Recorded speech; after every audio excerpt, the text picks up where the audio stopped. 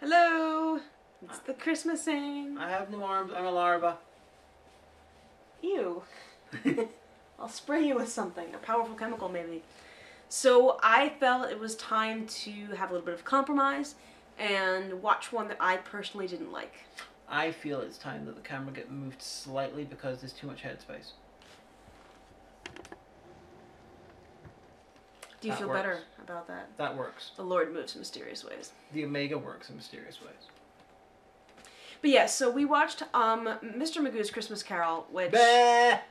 Yeah, it was from the 60s, and I hate the character of Mr. Magoo. I think that, because I was just a generation or two after the Target generation, I never found him funny. Probably most of you don't even know who he is. Just pause the video, open a new tab in Chrome, and Google it. Or, look up the Mr. Magoo movie starring Leslie Nielsen and be amazed by how unfunny that is, because that's like... Most Leslie Nielsen films were not funny, and then you make that about Mr. Magoo. That's a late-stage Leslie Nielsen.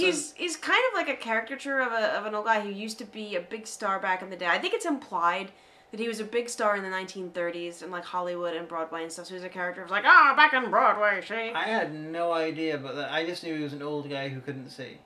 But yeah, he can't see, he refuses to get glasses, and he's presented as suffering some of the early symptoms of dementia. So it's not funny at all, but apparently this was a really cool thing in the 60s. I don't know. So, following the success of this Christmas special, there was also, like, a Mr. Magoo series where he played various literary characters, just like Wishbone. Except he wasn't a cute little Jack Russell Terrier. On this one, it's him appearing in a Christmas Carol, like, on stage. So, what you got is Mr. Magoo being all like, I'm blind, blah, blah, blah. Then he gets on stage, and then suddenly it's an animated Christmas Carol. It's kind of a bit of a meta setup, because the framing device is that he's come to play Ebenezer Scrooge in a stage adaptation on Broadway or actually it's a musical, I guess, of Christmas Carol. And so basically the beginning is him, like, showing up. And then once he's on stage, it's not a stage adaptation that's been animated. It's a complete animated version of it. Yeah, so and like he's got fine with it. His eyes are fine. Aye, and then he's like walking, like it's like and they keep like showing you like the audience, like a stationary shot of the audience, like looking down the red carpet towards the screen. They look like a still image of the audience in Rocky Horror. They do though. But yeah, so I mean, so I got the feeling that this the majority of it was written as just a straight adaptation. Yeah. And then they sort of it got attached somehow to Mr. Magoo, or well, that's the thing, because I think that I'm pretty sure Christmas Carol is public domain at this point, so you can adapt it no matter, like, you know, in whatever way you want. So it was just kind of like, you know, free money, really. Yeah. We don't have to pay for rights. Let's just go for it. Just put a character in there. Sometimes you got situations where a script starts off independent and then gets absorbed into something else. Oh, like iRobot? Yeah, like that. Yeah, that one. Another one like that. I feel like we'll never get a really good iRobot series now. Starship Troopers was another one. Both the first two. I think the first three Die Hard films were all not meant to be Die Hard. Because the first one was a sequel to a Frank Sinatra movie, so contractually they had to offer the role of McClane to Frank Sinatra, and it was based in a book. Then the second one was based on a different book with a different character, which was also a sequel to something else. And then the third one was an independent thriller that got revamped into...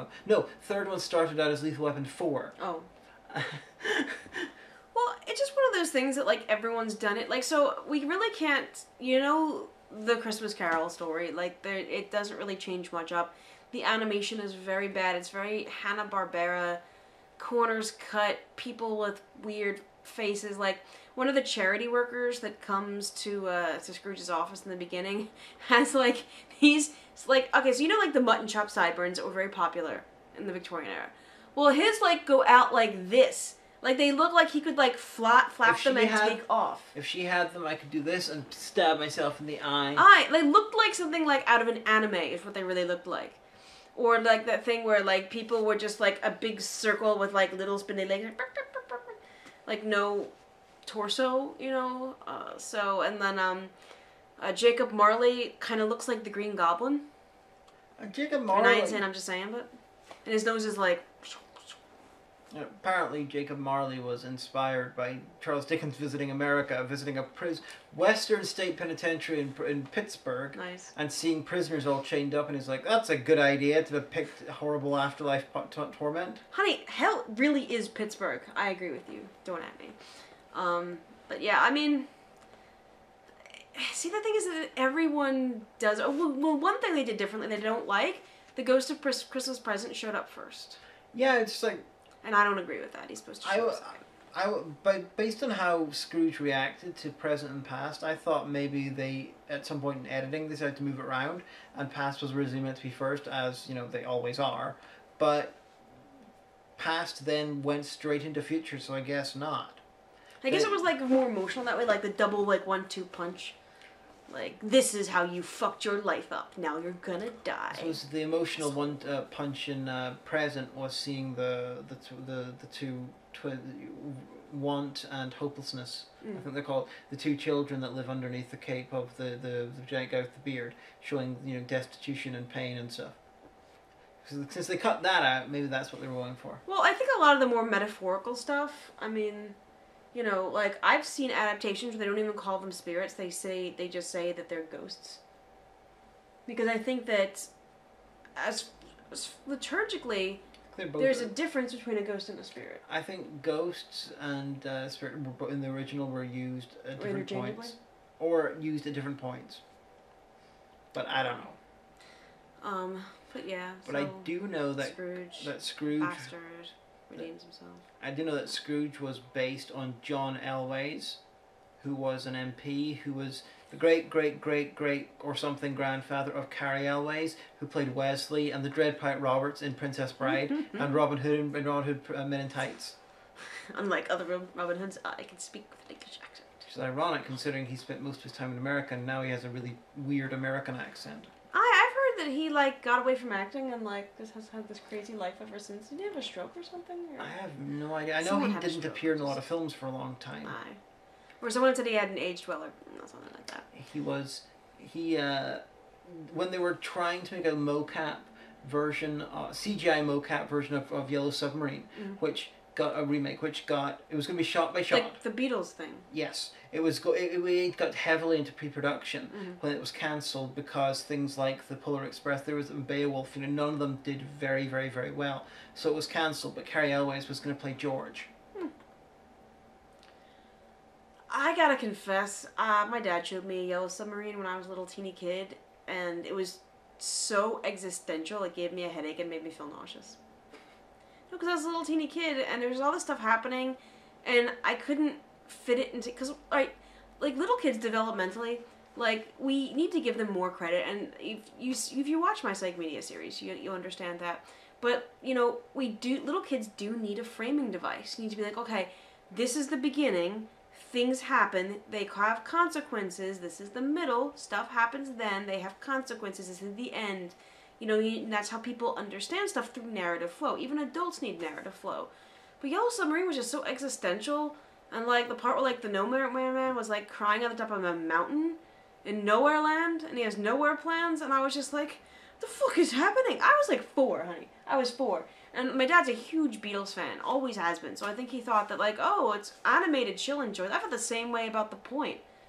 Who was it? Someone said, I think was it Arkle said in one of the comments on, I think, the first Christmas thing video, it was like, oh, I can't believe someone else remembers The Point. I'm like, still just leaves a bad taste in my brain that I don't deal well with existentialism. Do you want to know something funny about how unprofessional? Something funny about Yellow Submarine? What? Well, apparently, actually, the Beatles were originally meant to voice themselves, but at some point they became convinced it was going to be terrible because it was animated, it was going to be crap, and so they refused. So that's why you got impersonators voicing the action for themselves. However, then after they saw the film, they were like, holy fuck, this is really, really amazing. And that's why there's the live action bit at the end where the real Beatles turned up, because they begged to be in the film. We've made a mistake! Speaking of the Beatles, Ringo Starr narrated The Point. Just ties it all together.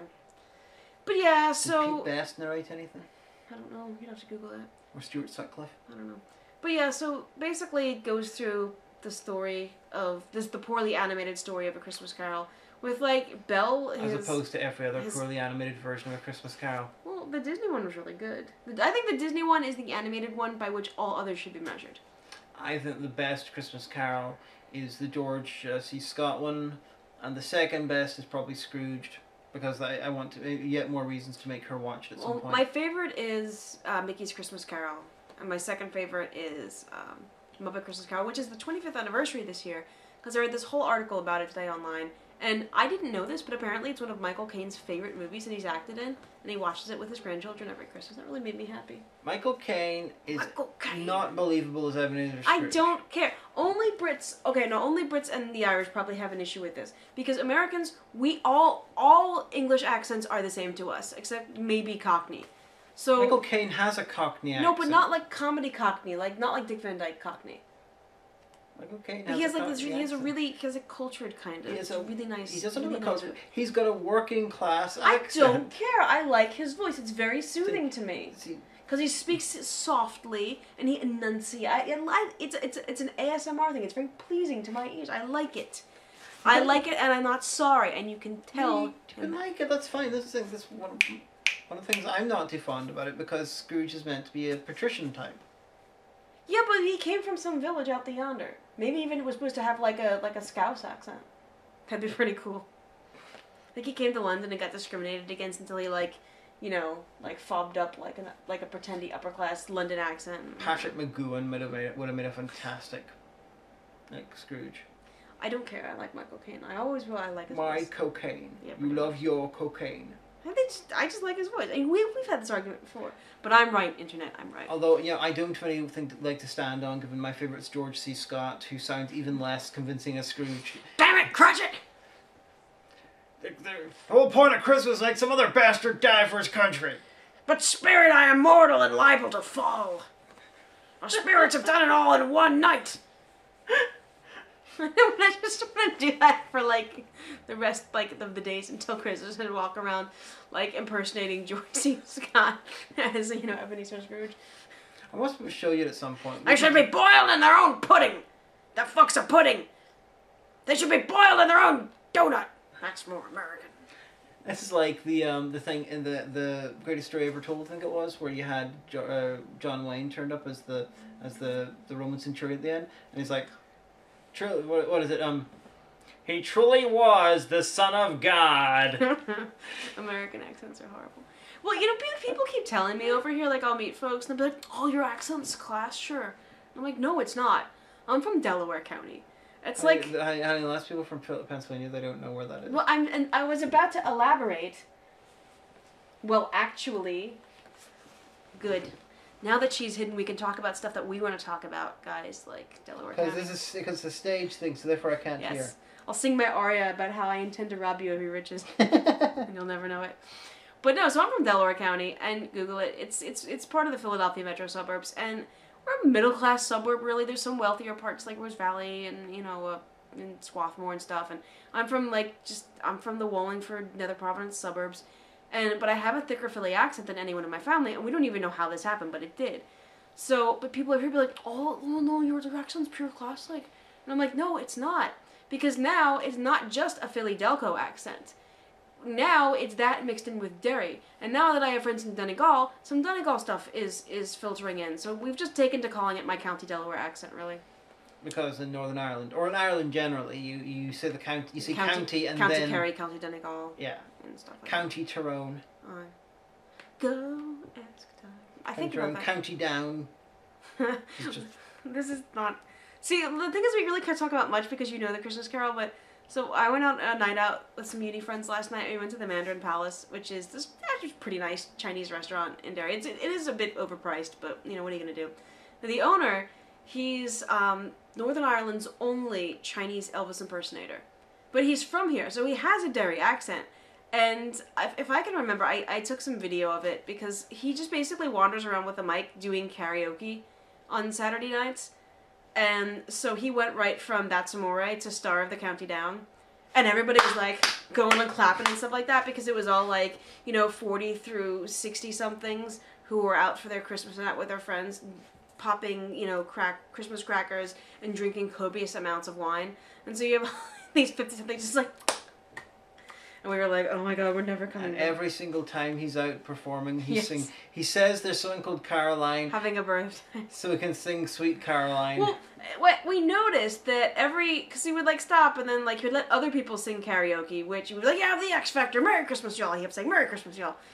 And so we kept going back over to the computer before that, because he had YouTube on autoplay, so before the next pop standard came up. So he kept saying, like, we noticed that every time, there was always a woman between 40 and 60 who was having a birthday that night. Her name was always, coincidentally, a name that fit really into a pop standard. Like, it's Jean's 55th birthday! And he played, Cheer Up Sleepy Jean, that one, or Daydream Believer, that's the song. And we're just like, I'm just saying. And we were like, and all four of us were varying degrees of social anxiety. And so, like, you know, me and the guy that I was sitting across from, we were just like, oh, don't make eye contact. Maybe he won't come over here and just eat the noodles. And even on a regular day, that the restaurant it keeps playing 1950s and 60s music all the time. It does. It's so. Everything's the interior is like beautifully ornate Chinese Oh, it's fantastic. Stuff. It had like a it's like a 2 foot long looks like jade, but it's probably not, like, you know, traditional Chinese ship and all. It's like really nice. And it's done up for Christmas, so it does have that kind of like high glam, almost 80s garishness, but like just on this side of like Asian tastefulness. And it does have screens up all over the place so you can follow along with the words on the karaoke. And then they were angry because we booked for 10, but then there was a lot of flooding last night. So some people couldn't make it because of flooding, one person was sick, one girl was in Belfast. So it ended up being 5-ish of us because it was 4 eating and then another 3 kids. We can't go back to the Mandarin Palace for a while. But yeah, so I hate Mr. Magoo. I hate the character. He's just not someone that was aimed at my generation. I don't find him funny at all. I remember this was one of the ones that I think one of my cousins had on VHS. So we'd always just end up watching it at my grandmother's house, because in my family, we'd get together, the immediate family on Christmas Eve, and then the whole big extended family on Christmas night. And so this was back in the day when, like, oh, Uncle Gary's gonna bring his VCR, yay! And we'd, you know, either watch that or, like, PBS. But yeah, I mean, it's just another adaptation. They do include the grave robbers in this one, who have a really obnoxious song about how evil they are because they make a bit of money on the side. Everyone in the London underclass made a bit of money on the side. Yeah, one of the grave robbers is the Undertaker, who you'd think would make more money by not selling shoes from the dead, because he's an Undertaker. Well, I think maybe he was like an apprentice Undertaker, so he didn't get paid for the funeral. The Master Undertaker did. If there's such a thing as a Master Undertaker, I don't know. And the songs were all uniformly crap, and you were so taken with the crapness that you looked it up online. Well, here's the thing, because there was the one song that Bob Cratchit and his family sang sounds like a Protestant evangelical song with the hand clapping and everything.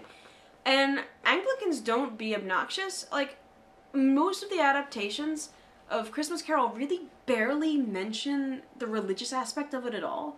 Like, there's no mention of the nativity. There's just a barest mention of God. But, like, there's this one song about the Lord's bright blessings and knowing we're together, heart in hand. And then they were fucking talking about these invented fucking types of foods and stuff that they were really excited to try. Yeah, like one was like raspberry dressing, and I said, "What's a raspberry?" And she's like, "Fuck if I know." Yeah, not a real thing. I thought it was just some kind of like British, because the English people have weird, funny words like cock wobblers and up the Yancey and St. Pancras and up the ante. No, I made that up. I set up the Yancey on purpose. I ruined it. I was making up. That's the thing. I was making up comedy British things, but then ending on a real one, St. Pancras. This is true. St. Pancras is a real one. So what I did there was So do you want me to explain the joke more? You want to punch me in the face? No. I always say St. Pancras. I also, the big lake in the north is called Loch Ness, and sometimes I call it Loch Lake in front of my father-in-law because it makes him frustrated with me. That lake that was created whenever the local giant Finn McCool got pissed off and he kicked the ground and he created this huge divot of earth that flew off into the Irish Sea, which became the Isle of Man and created Loch Ness. Yeah, that glacier, Finn McCool. But yeah, so no, I actually looked it up because I was like, and there's a line in the Lonely Song that Wee Scrooge sings, when, you know, in the past, you know, a hand for each hand was planned for the world. I'm like, that sounds really Christian.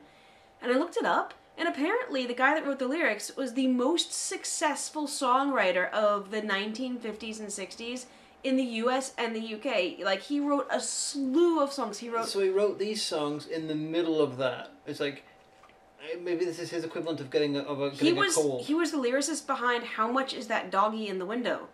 Like, and, like, a lot of novelty songs he wrote. He wrote the one episode we don't have the dog behind us, and we mentioned that. God damn it. Well, what are you gonna do? He also wrote most of the lyrics for the Barbra Streisand musical Funny Girl. So, yeah, apparently this, like, award-winning guy who was born in 1921, he became quite depressed and took his life in the late 90s, but... Maybe he finally watched Mr. Magoo.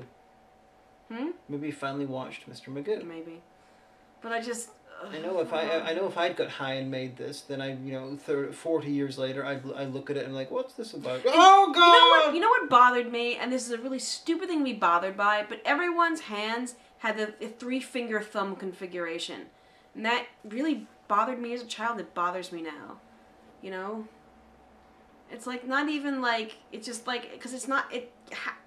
Like, is it like a money-saving thing? Is it, like, really cheap to, like, omit the 4th finger for... I have so many questions. Fingers are fiddly and you gotta work out what you're gonna do them, so for time and money, yeah. Really? Yeah. Because, it's 1/4 less complicated and less time-consuming. I guess. But maybe there are people who are missing a finger and they feel called out by that. And it's like... Did you think about that, Magoo? If they remove 2, that would be extremely noticeable. However, you remove 1, and most people won't notice it because you still got the... I noticed. But yeah, we really have nothing much to say about that. It was underwhelming. I think tomorrow we're either going to go Disney or another Rankin Bass.